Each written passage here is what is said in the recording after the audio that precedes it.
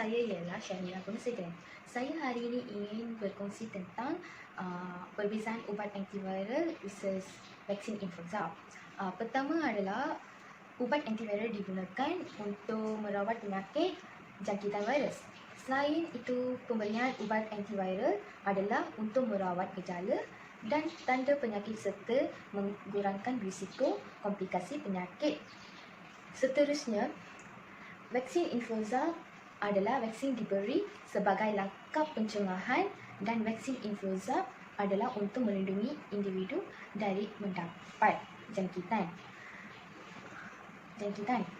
Bagaimana hanya pesakit influenza tertentu sahaja yang perlu dirawat dengan ubat antiviral. Akhirnya orang awam terutama golongan yang berisiko tinggi adalah digalakkan untuk mengambil vaksin influenza bermusim yang ditawarkan oleh kebanyakan fasilitis kesihatan swasta di seluruh negara. Terima kasih.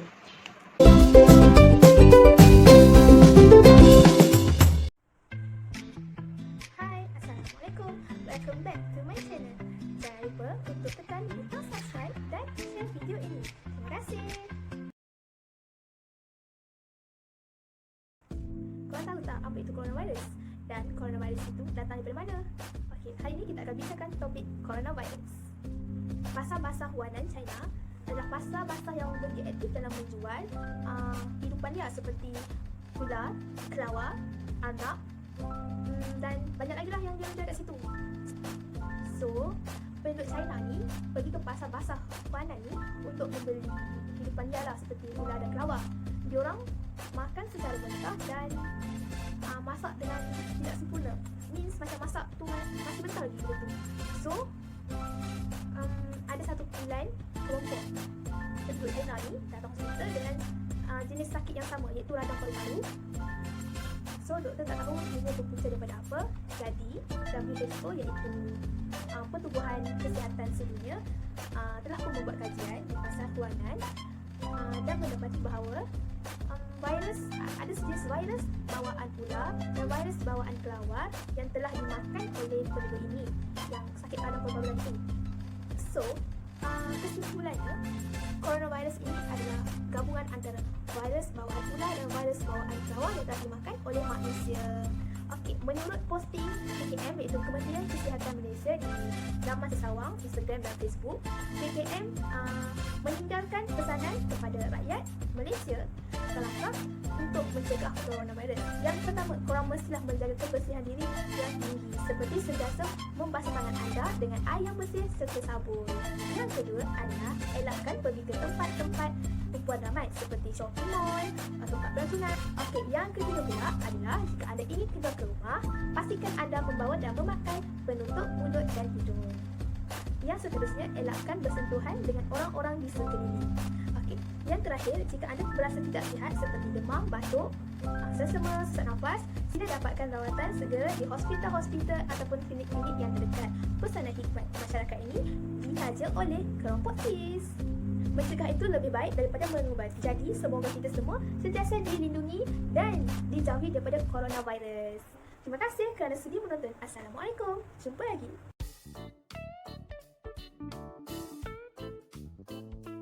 Pemakaian fake braces ini boleh dilihat menjadi trend kepada remaja zaman sekarang. Tapi bahaya atau tidak fake braces ini sebenarnya?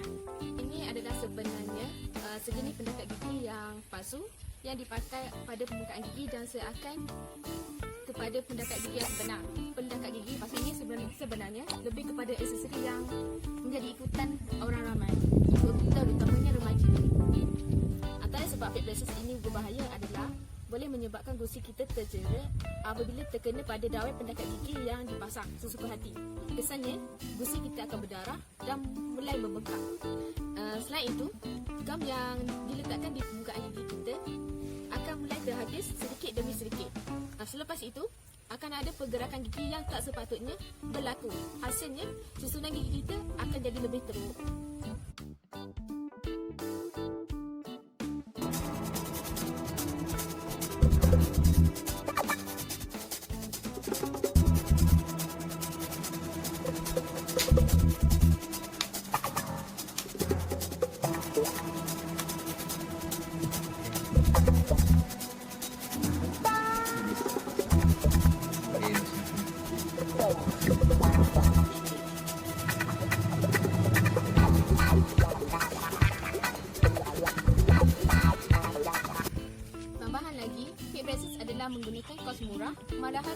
menawarkan perkhidmatan dari rumah ke rumah untuk aktiviti pemasangan ini.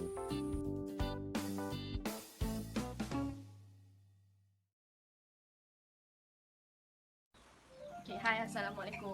Okay, kita sendiri tahu keadaan sekarang yang kat luar macam mana dengan influenza. Okay, mari kita terangkan sikit pasal influenza. Influenza ni berpunca daripada sesama yang berjangkit di burung dan mamalia yang menjadi virus RNA ataupun virus influenza. Okay, ada perbezaan antara influenza dengan sesama biasa. Sesama biasa ni menyebabkan hidung kita sebubat dengung dan biasa je. Dalam 3 hari akan sembuh. Okay, tetapi kalau sesama influenza ni dia ada simptom yang sama macam sesama dan dia akan jadi lebih teruk dengan cepat dalam masa beberapa hari.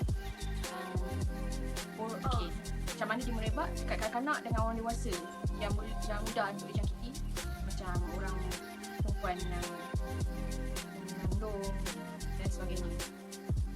Okay, tanda-tanda influenza ni sendiri macam kita bisa sakit otot, seletih, sakit tekak, batuk, sesak nafas, demam, sesama, cerit-berit atau muntah-muntah dan sakit kepala. Kita boleh elakkan daripada influenza ni berlaku dengan cara kita dapatkan suntikan vaksin ataupun pergi ke hospital untuk dapatkan keterangan daripada pakar, dan basuh tangan dengan lebih kerap supaya kita tak mudah dijangkiti dengan apa-apa yang kita pegang. Dan yang lain daripada itu, macam kita pastikan permukaan yang kita selalu pegang, kita basuh dia dengan sanitizer. So kita pastikan kita pegang, sebelum kita pegang benda-benda yang selalu orang pegang, macam kita pergi dekat tempat awam kan, public transport, dia punya pemegang dalam public transport semua tu orang selalu pegang, lain-lain bangsa semua. So kita patut beli sanitizer untuk kita pastikan yang tangan kita bersih supaya kita tak mudah dijangkiti. Dan pastikan kalau kita keluar dengan keadaan cuaca yang sekarang ni, kita beli penutup mulut, mask, untuk kita pastikan yang benda tu takkan merebak kita. Okay, so lagi sekali, kita ni kena pastikan kita sentiasa berjaga-jaga dalam situasi yang sekarang. Bye. Hai, Assalamualaikum. Hari ni saya nak bercakap sikit tentang penggunaan sunblock dan kenapa penting sangat ke sunblock ni. Okay, kebanyakannya rakyat di Malaysia sangat tidak menitik beratkan penggunaan sunblock. Kebanyakannya orang fikir pakai sunblock ni bila perlu pergi ke pulau, pantai ataupun berjemur di bawah cahaya matahari. Tapi sebenarnya tak pun. So kalau korang nak tahu kenapa pentingnya sunblock dan kena pakai hari-hari, korang kena tonton video ni sampai habis. Okey, yang pertama ialah apa fungsi sunblock. Sunblock ni dia melindungi kulit wajah kita daripada sinaran cahaya matahari. Ya, walaupun cahaya matahari banyak bagi kebaikan kepada kulit wajah kita, tapi dia juga bagi keburukan. Okey, sinar cahaya matahari ni sebenarnya terbagi kepada dua. Yang pertama ialah UVB dan yang kedua ialah UVA. UVB ni contoh kesan dia ialah sunburn, kulit tan ataupun terbakar, dan UVA pula ialah kesan dia kita tak nampak sekarang tapi kita akan nampak 5 tahun ataupun 10 tahun akan datang. Contoh kesan yang dia akan bagi ialah kedutan, pigmentasi ataupun jeragat. Dan kedua-dua UVA dan UVB ni dia akan juga bagi kesan kanser kulit. Yang kedua ialah pemilihan sunblock. Ramai orang pergi ke Guardian, Watson atau farmasi. Ciri pemilihan produk dia ialah yang ada SPF. Tahu tak SPF tu apa? SPF tu ialah Sun Protection Factor. Dia hanya melindungi kulit wajah kita daripada sinar UVB saja. Masalah sekarang kita bukan ada saja sinar UVB, malah sinar UVA juga ada. Kalau UVA, you guys bukan perlu ada SPF, tapi korang juga perlu ada PA++. Contohnya macam ni, produk ni dia ada dua-duanya sekali, SPF dan PA++. Yang ni memang sangat-sangat bagus. Ataupun korang boleh juga cari yang ada tulis Broad Spectrum Sun Protection. Yang ketiga ialah masa untuk apply sunblock. Okey, ramai orang fikir yang pakai sunblock tu pagi je, lepas tu dah malam tu dah balik semua dah tak payah pakai sunblock. Tapi sebenarnya tak. Kita ni kalau kat Malaysia, kita lepas je sembahyang Zuhur basuh muka semua, kalau boleh pakai balik sunblock ataupun lepas asar tu kalau nak buat radiah petang bolehlah pakai sunblock balik. Dan ramai juga lelaki yang kat luar sana yang tak pernah pun guna sunblock ni. Bagi diorang sunblock ni tak penting. Ya, memang tak penting bagi korang, tapi dia tunggu dalam masa 5 tahun atau 10 tahun akan datang, korang akan perasan kulit muka korang rasa tua daripada umur korang. Hai, pernah tak korang tahu kenapa ada orang kat luar sana tu senang je nak berjaya? Kalau cerita kan, Fatih nak share kat korang semua 3 fungsi otak manusia. Kejap-kejap. Sebab tu, nak tahu kan? So, sebelum tu, nak tahu kan pasal otak manusia? Dengar dulu apa Dr. Ali Shukri nak sampaikan. 6 tahun dahulu, sebagai seorang anak jati Kuala Negeri Pahang, saya memulakan perniagaan dengan sumber keuangan yang agak terhad. Sambutan yang diterima ketika itu sungguh memberangsangkan. Detik itu, keyakinan saya menjadi lebih kuat dan bertenaga untuk merealisasikan impian untuk membina satu jenama sendiri berkat bantuan pelabur daripada kawan-kawan saya, pengedar-pengedar. Tengok kejayaan Dato' Ali Shukri tu. Macam mana Dato' Ali Shukri tu senang je nak berjaya? Okey, itu fungsi otak manusia ni ada 3.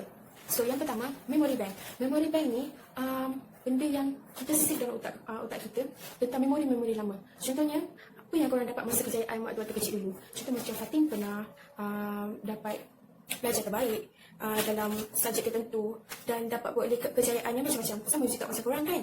So, memory bank ni, setiap kejayaan, benda yang ataupun benda buruk yang berlaku kat kita, dia akan simpan dalam memory bank kita ni. So, apa yang perlu kita buat adalah kita perlu buang benda yang buruk dan ambil yang jenis je.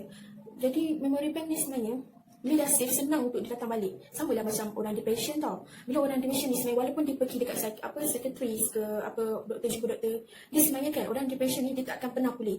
Sebab apa? Dia hanya merawat je, tapi untuk pulih tu tidak. Sebab apa yang berlaku pada pesakit tu, dia depressed dan macam benda berlaku kat dia, sebenarnya benda yang tersimpan tu adalah di memory bank dia. Jadi dia akan ingat sampai bila-bila. Apa yang perlu dia pesakit ni buat adalah dengan tidak involvekan diri dia dalam perkara yang boleh mengingatkan dia pada memori lama. Yang kedua adalah RAS. RAS ni nama singkatan. RAS ni macam antena. Antena macam kat rumah korang tu, ada TV kan dulu, pakai antena kan. So, sama lah macam otak kita ni. RAS ni dia tarik segala benda, contoh benda-benda yang hebat ataupun kejayaan yang kita nak peroleh. Sebagai contoh, kita sebagai pelajar kan, kita nak dapat 4 flat untuk setiap semester. Jadi contohlah macam Fatin semester akhir, Fatin nak dapatkan 4 flat untuk semester akhir. Jadi apa yang perlu Fatin buat? Fatin perlu dalam memori bank Fatin ni, Fatin perlu panggil balik kejayaan yang dulu Fatin pernah dapat, recall balik dalam memori bank Fatin, dan kat situ setkan RAS dalam kepala otak Fatin ni untuk dapatkan balik kejayaan-kejayaan tu. Lepas tu setkan RAS dalam kepala otak korang ni untuk stopkan amigdala tu. Amigdala tu dalam otak manusia ni sangat kecil. Nanti kita akan share kat sini berupa amigdala dan RAS kat sini. So korang boleh tengok amigdala tu sangat kecil. Dan walaupun kecil, contohnya kalau kita kalah dengan suara-suara biawak, iaitu amigdala tadi tu, dia akan kejutkan balik RAS kita. Apa yang kita fikir tu dia akan kecut balik. Dari RAS kita dah kembang macam ni kan, dia akan kecut balik. So hati-hati, apa yang korang fikir, benda tu yang akan berlaku. Jadi orang kat luar sana tu, kenapa dia senang sangat nak berjaya? Sebab dia sentiasa setkan on RAS dia kepada high RAS, kepada high imagination, apa yang dia pernah berjaya ataupun dia tak pernah berjaya. Tapi kalau korang seorang yang sangat proaktif, bukan proaktif, jadi korang perlu create satu result supaya benda tu akan menjadi kejayaan dan akan